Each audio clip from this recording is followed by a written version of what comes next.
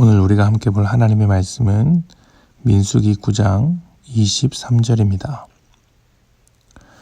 곧 그들이 여호와의 명령을 따라 진을 치며 여호와의 명령을 따라 행진하고 또 모세를 통하여 이르신 여호와의 명령을 따라 여호와의 직임을 지켰더라.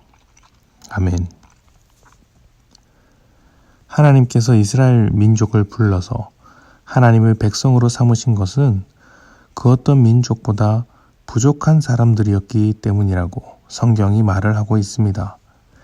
이스라엘 입장에선 이 말이 기분 나쁠지 모릅니다만 사실입니다.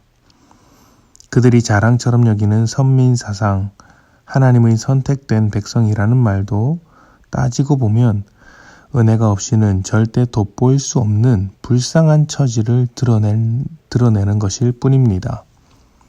그들이 얼마나 못난 사람들인지를 잘 보여주는 예가 광야 생활입니다. 광야 생활 동안 이스라엘이 보여준 모습을 가만히 생각해 보십시오. 때만 되면 애굽으로 돌아가겠다고 했고 우상을 섬기기도 했습니다. 불평과 불만을 품었던 적도 많은데 그런 것을 일일이 말하면 입만 아프는 것이죠. 하지만 하나님은 그런 이스라엘을 선택하셨습니다. 하나님의 입장에서는 당연한 것입니다. 세상 모든 민족의 하나님이 되시고자 하시는데 가장 잘난 민족을 선택하시면 다른 민족은 주눅이 들지 않겠습니까? 그렇게 되면 하나님이 드러나는 것이 아니라 잘난 그 민족만 드러나게 되는 것이죠.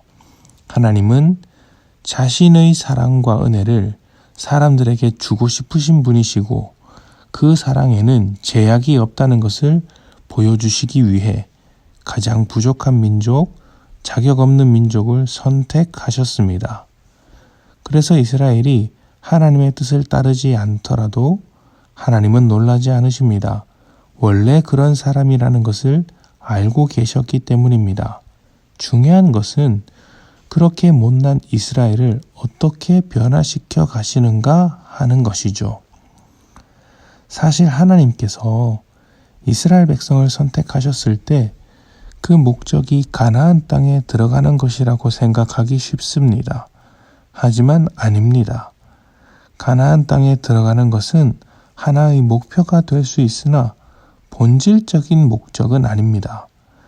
광야를 벗어나 가나안 땅에 들어갔는데 애굽에서 살던 때와 똑같은 마음으로 살면 무슨 의미가 있겠습니까? 가나안 땅에 들어간 것은 애굽의 노예로 살던 삶이 끝났고 하나님의 자유로운 백성으로서 살게 되었다는 것입니다. 그래서 이스라엘을 향한 하나님의 가장 본질적이고 중요한 목적은 이스라엘이 하나님을 알고 하나님의 뜻대로 살아가는 민족이 되는 것입니다. 이런 관점에서 광야의 시간은 이스라엘에게 있어서 굉장히 중요한 시간입니다. 애굽에서의 삶을 벗고 하나님을 깊이 경험하며 알아가는 훈련의 시간이 광야이고 하나님을 사랑하도록 다듬어지는 자리가 광야인 것이죠. 그래서 광야를 지난 다음에 가나안 땅에 들어가는 것입니다. 오늘 말씀에는 하나님의 신실한 백성이 되기 위하여 이스라엘에게 강조된 모습이 하나 나옵니다. 바로 여호와의 명령을 따라입니다. 광야 생활 동안 이스라엘은 하나님의 명령을 따라 움직였고 명령을 따라 진영을 짰으며 명령을 따라 역할을 감당했습니다. 하나님의 명령을 따라 움직이는 것은 일종의 경험이라고 할 수 있습니다. 하나님께서 이스라엘을 위해 어떻게 일해 주시는지를 경험하고 이스라엘의 하나님으로 인정하라는 것입니다. 하나님의 말씀을 따라 사는 것이 좋은가 아니면 하나님의 말씀을 버리며 사는 것이 좋은가를 경험을 바탕으로 판단하는 것이죠. 하나님은 이스라엘을 가나안 땅에 인도하시기까지 불과 구름 기둥으로 인도하셨고 물을 내셨고 먹을 것을 주셨습니다. 적군을 물리쳤고 불평과 불만을 받아주셨습니다.